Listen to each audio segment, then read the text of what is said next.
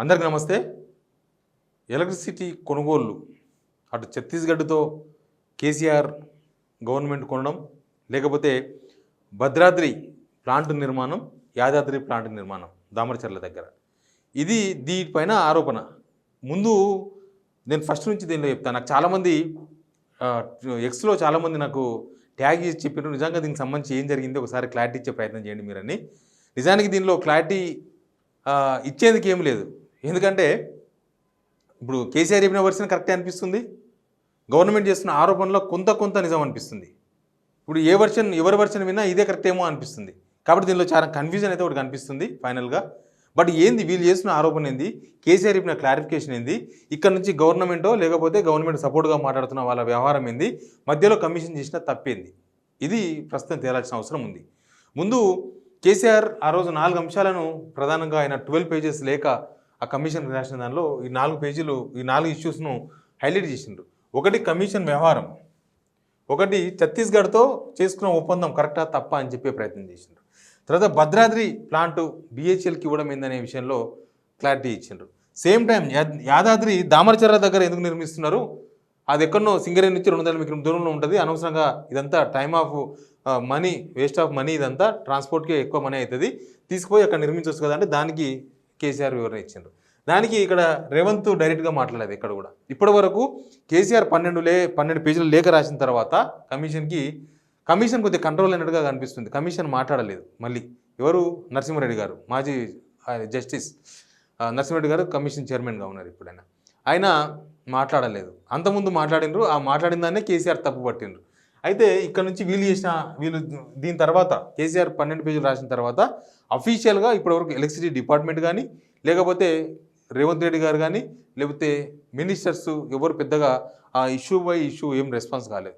వీళ్ళు చేసిన ఆరోపణలు మాత్రమే. ఏంటివి, కేసీఆర్ కమిషన్ ముందుకు రాలేదు కాబట్టి తప్పు ఒప్పుకున్నట్లే, ఇలా చిన్నపిల్లల వ్యవహారాలు ఉంటాయి కదా, నువ్వైతే చూద్దామంటే నేను రాను అంటే అయితే నువ్వు ఒప్పుకున్నట్టే అంటాం కదా, అట్లాంటి వ్యవహారం ఒకటి నడిచింది తప్ప సీరియస్గా ఏం జరిగింది దీనిలో ఇప్పుడు జనాలుగా చెప్పాల్సింది.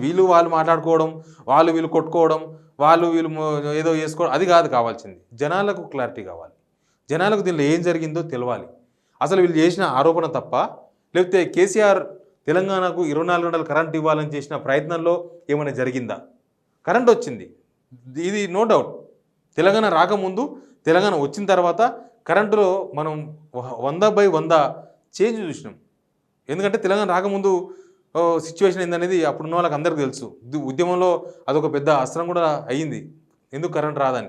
ఎందుకు నల్లారి కిరణ్ కుమార్ గారు ఉమ్మడి రాష్ట్ర లాస్ట్ ముఖ్యమంత్రి, ఆయన ఒక పెద్ద పవర్ పాయింట్ ప్రజెంటేషన్ చేసిండ్రు.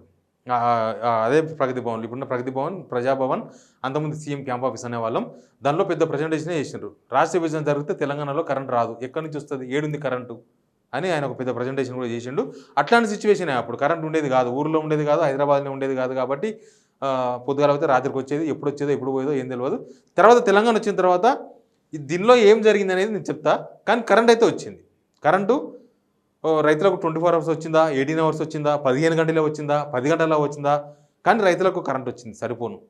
సేమ్ ఫార్మింగ్ కోసం కాకుండా మిగతా ఇండస్ట్రీస్ కానీ, లేకపోతే డొమెస్టిక్ అంటే మన ఇళ్ళకి మాత్రం 24 అవర్స్ కరెంట్ వచ్చింది. ఎప్పుడు కరెంటు కండ్రెప్ప కాలం కూడా కరెంటు పోలే, ఇది 100% ఎవరైనా ఒప్పుకోవాల్సింది. నెక్స్ట్ సబ్జెక్ట్లోకి పోదాం. అసలు ఏం జరిగింది? ఒకటి ఏంటంటే, ముందు గవర్నమెంట్ కమిషన్ ఏర్పాటు చేసింది. దానికన్నా ముందు జగదీష్ రెడ్డి గారు అసెంబ్లీలో అన్నారు కదా, మీరు కమిషన్ ఏదైనా జ్యుడిషియల్ ఎంక్వైరీ చేసుకోండి అన్నట్టుగానే కమిషన్ కూడా ఏర్పాటు చేసింది. జ్యుడిషియల్ ఎంక్వైరీ స్టార్ట్ అయింది.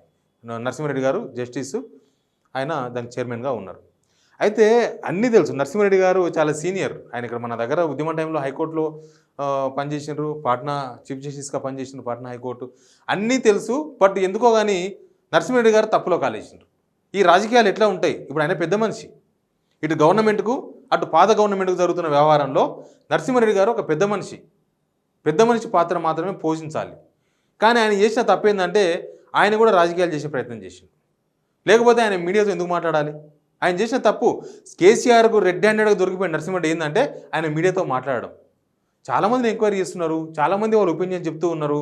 కొంతమంది ఆధారాలు అడిగినారు, ఎవరైనా ఇస్తున్నారేమో తెలియదు వాళ్ళ ఆధారాలు. కొంతమంది పవర్ పాయింట్ ప్రజెంటేషన్ ఎవరు ఇస్తున్నారంట, కొందరు పేపర్లు ఇస్తున్నారు, కొందరు వినతి పత్రాలు ఇస్తున్నారు. కొందరు పాజిటివ్ చెప్తున్నారు, ఏం జరగలేదు అంతా మంచి జరిగిందని, కొందరు నెగిటివ్ చెప్తున్నారు. అది కూడా పార్టీల వారుగానే.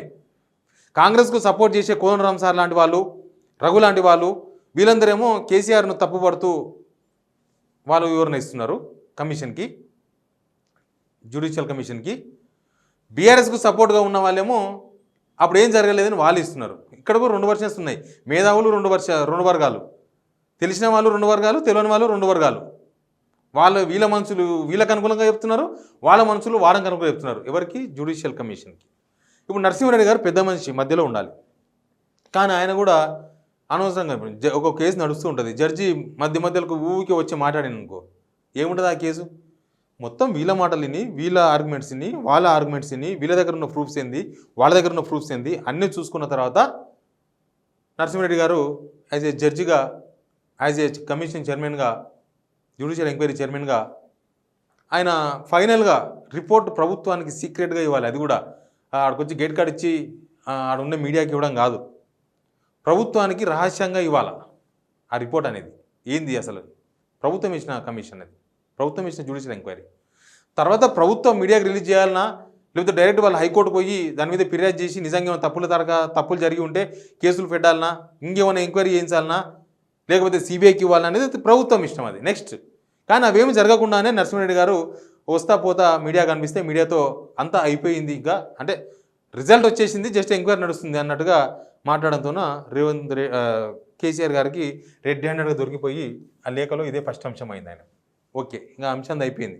ఇక దానికి వీళ్ళు కౌంటర్ ఇస్తున్నది ఏంటంటే, మీరు కమిషన్ జ్యుడిషియల్ ఎంక్వైరీ చేయమన్నారు కదా, ఇప్పుడు జ్యుడిషియల్ ఎంక్వైరీని ఎందుకు వ్యతిరేకిస్తున్నారని. జ్యుడిషియల్ ఎంక్వైరీని ఎందుకు వ్యతిరేకిస్తున్నారంటే ఈయన బహిరంగ గురించి మాట్లాడినందుకు వ్యతిరేకించినట్టుగా కేసీఆర్ రాసిన లేఖలో మనం చూసినాం. ప్లస్ ఆల్రెడీ ఈఆర్సీ డిసైడ్ అయింది కాబట్టి, ఈఆర్సీ నిర్ణయించింది కాబట్టి, regulatory commission, electricity regulatory commission నిర్ణయించింది కాబట్టి ఇంకా దాని మీద కమిషన్ అవసరం లేదనేది కేసీఆర్ గారు ఇంకొక ఆర్గ్యుమెంట్. అంటే వీళ్ళు చెప్పేది ఏంటంటే, అసలు ఈఆర్సీ ఎక్కడ ఆమోదం తెలిపింది? ఛత్తీస్గఢ్తో ₹3.90 కొన్నామన్నట్టుగా కేసీఆర్ చెప్పాడు. మరి ఎక్కడ ఈఆర్సీ ఎక్కడ ఆర్గ్యుమెంట్ తెలిపింది అనేది ఇక్కడ ఉన్న వాళ్ళు Revanth Reddy and government side నుంచి మాట్లాడుతున్న వాళ్ళు. రేవంత్ రెడ్డి మాట్లాడలేదు, మిగతా వాళ్ళు మాట్లాడుతున్నారు. ఏంది వీళ్ళు చెప్పేది? మిగతా మినిస్టర్లు కానీ ఎమ్మెల్యేలు కానీ ఎవరు టెక్నికల్గా మాట్లాడతలేరు, రాజకీయంగా మాట్లాడుతున్నారు. టెక్నికల్గా మాట్లాడింది ఎవరనంటే ఒక లీకుడు, అది ఎవరిచ్చింది తెలియని ఒక మెసేజ్, వాట్సాప్ మెసేజ్. తర్వాత ఎలక్ట్రిసిటీ చేసి రగ్గారు మాట్లాడినరు. తర్వాత కోదండరామ్ సార్ కూడా, ఆయన కూడా లైట్గానే మాట్లాడారు. ఆయన కూడా పెద్దగా పోలేదు దానిలకు. ఆయన ఎంతసేపటికి డిస్కౌంట్లు 87,000 కోట్లు అప్లై అయిన దాని మీద మాట్లాడారు. అది చూద్దాం నెక్స్ట్. అయితే ₹3.90 కొనమని వీళ్ళు చెప్తే ఒక లీకుడు మెసేజ్ ద్వారా లేదు అది ₹5.75 పడుతుంది, మొత్తం అక్కడ నుంచి ఇక్కడికి ట్రాన్స్పోర్ట్, అక్కడ నుంచి అక్కడికి grid, power grid, national power grid line వేసుకున్నాం కదా, దానికి దీనికి అంత ఖర్చులు వచ్చి ప్రాసెసింగ్ ఫీలు ఏమేమి ఉంటావో అవన్నీ కలిసి ₹5.75 అవుతుంది అనేది వీళ్ళ వర్షన్ ఒకటి కనిపించింది. 2 డిఫరెంట్. తర్వాత ఇంకోటి ఏంటంటే ₹3.90 కోసం ఒక మధ్యంతర ఈఆర్సీ మధ్యంతర ఇంటర్మ్ నిర్ణయం తీసుకున్నది అప్పట్లో. దాని ప్రకారం అంటే ఇంకా ఫైనల్ కాలేదు. ఇక్కడ ఈఆర్సీ, తెలంగాణ ఈఆర్సీ ₹3.90 కొనొచ్చు అని చెప్పింది. అక్కడ ఛత్తీస్గఢ్లో కూడా సేమ్ మన దగ్గర ఏ సిస్టమ్ కూడా అక్కడ కూడా ఈఆర్సీ ఉంటుంది. అక్కడ కూడా మన జెన్కో కంపెనీ లాంటివి కంపెనీలు ఉంటాయి. కాబట్టి ఇక్కడ మన జెన్కోలు అక్కడున్న వాళ్ళతో అగ్రిమెంట్ చేసుకోవడం, మధ్యలో ఈఆర్సీ జరగడం, ఈఆర్సీ పబ్లిక్ హియరింగ్ చేసుకొని వాళ్ళు దాని రెగ్యులేటరీ కమిషన్లో చర్చించడం, ఇవన్నీ కూడా జరుగుతాయి. రేవంత్ రెడ్డి గారు కూడా 2015లో దీనికి సంబంధించి అటెండ్ అయినారు. అవన్నీ కూడా మనం చూసినాం ఆ లేఖలు. కాబట్టి ఇది మధ్యంతరం వచ్చింది కాబట్టి చేసినామని కేసీఆర్ చెప్తున్నాడు, రానే లేదని చెప్పి వీళ్ళు చెప్తున్నారు. ₹3.90 కొన్నామని కేసీఆర్ చెప్తున్నాడు. ట్రాన్స్పోర్ట్తో కలిసి మొత్తం కలిసి అక్కడి నుంచి ఇక్కడ గిడ్డు అన్నీ కలిసి ₹5.75 అని చెప్పేసి వీళ్ళు చెప్తున్నారు. ఇంకా ఇక్కడికి వద్దాం. ఛత్తీస్గఢ్తో ఒప్పందం, అదే ఛత్తీస్గఢ్తో వ్యవహారం జరిగింది. నిజానికి ఇక్కడ ఉన్న జెన్కో కంపెనీలు అటు కంపెనీలకు కూడా వీళ్ళు ఒక అప్పీల్ చేసినారు. లేదు మా ఈఆర్సీ ఇంతకే ₹3.90 పర్మిషన్ ఇచ్చింది కాబట్టి, మధ్యంతర అనుమతి అది పర్మిషన్ ఇచ్చింది కాబట్టి మేము ఇంతకే కడతామన్నారు. లేదని వాళ్ళు ఇంకొక రేట్ ఏదో చెప్తున్నారు. అదేదో డిస్ప్యూట్ ఒకటి నడుస్తుంది, వాళ్ళకి వీళ్ళకి కలిసి ఒక 1000 కోట్ల డిస్ప్యూట్ ఒకటి నడుస్తుంది. అది ఓకే. నెక్స్ట్ భద్రాద్రి ఏంటంటే బిహెచ్ఎల్కి ఎందుకు ఇచ్చిండ్రు? ఒకటి బిహెచ్ఎల్కి వితౌట్ బిడ్ ఇచ్చిండ్రు అనేది. ఇక్కడ ఒకటి గుర్తుపెట్టుకోండి, ఛత్తీస్గఢ్ రాష్ట్ర ప్రభుత్వంతో ఒప్పందం.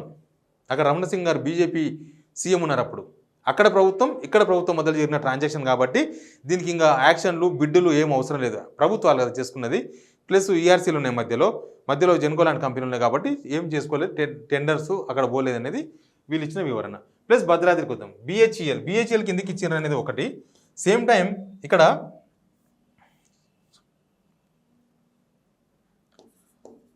సబ్ క్రిటికల్, సూపర్ క్రిటికల్,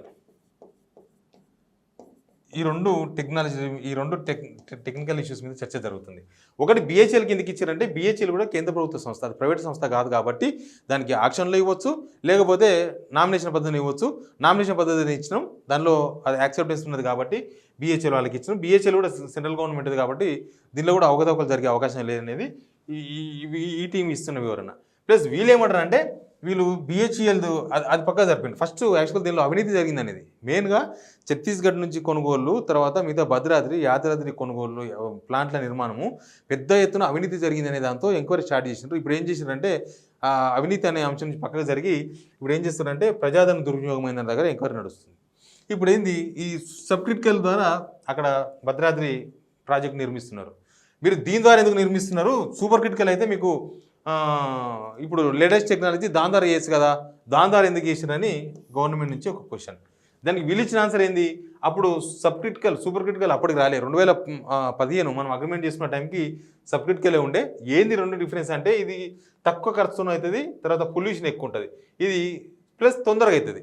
ఇదేంటంటే ఎక్కువ టైం తీసుకుంటుంది, ఎక్కువ డబ్బులు అవసరం అవుతుంది, పొల్యూషన్ తక్కువ ఉంటుంది. రెండింటికి అది డిఫరెన్స్. చాలా కేసీఆర్ చెప్పిండు కదా 90% దేశంలో ఉన్న పవర్ ప్రాజెక్ట్స్ అని కూడా సబ్ క్రిటికల్ పద్ధతిలోనే ఉన్నాయని. అందుకని మేము తొందరగా కావాలనే ఉద్దేశంతో అప్పుడున్న సిచ్యువేషన్ తెలంగాణలో కరెంటు లేదు, వేరే దగ్గర ఛత్తీస్గఢ్తో ఒప్పందం కన్నా ముందు కూడా ఏ రాష్ట్రాల్లో కూడా పవర్ అమ్మే స్టేట్స్ లేవు. ఛత్తీస్గఢ్ మన పక్క ఉన్నది కాబట్టి వీళ్ళు తీసుకోగలిగినారు. పవర్ లేదు, కొందమంటే కూడా లేదు. అప్పుడు ఏ రేటుకు ఉన్నా కొందమన్నా లేదు, ఆడు 10 రూపాయలు చెప్పినా కొనాల్సిన సిచ్యువేషన్. అట్లాంటి పరిస్థితులు అప్పుడు 2014 వచ్చినప్పుడు కరెంటు దేశంలోనే చాలా క్లిష్ట పరిస్థితుల్లో ఉన్నది. అందుకే కదా మన దగ్గర కరెంట్ లేదు, సమాఖ్యాంధ్ర, లేకపోతే ఎవరైనా ఇవ్వద్దు అనుకుంటారా, అది జరిగింది అక్కడ. ప్లస్ సబ్ క్రిటికల్ ద్వారా అప్పుడున్న సిచ్యువేషన్లో తొందరగా పూర్తి కావాలి, తక్కువ ఖర్చుతో పూర్తి కావాలనే ఉద్దేశంతో సబ్ క్రిటికల్ ద్వారా చేసినాం. అప్పటికి సూపర్ క్రిటికల్ లేదు. ఇది ఫారిస్తో ఒప్పందం చేసుకునేది 2017లో సెంట్రల్ గవర్నమెంట్. ప్లస్ ఇదేం నిషేధం కాదనేది వీళ్ళ వర్షన్. లేదు మీరు కావాలని ఇది తీసుకున్నారని.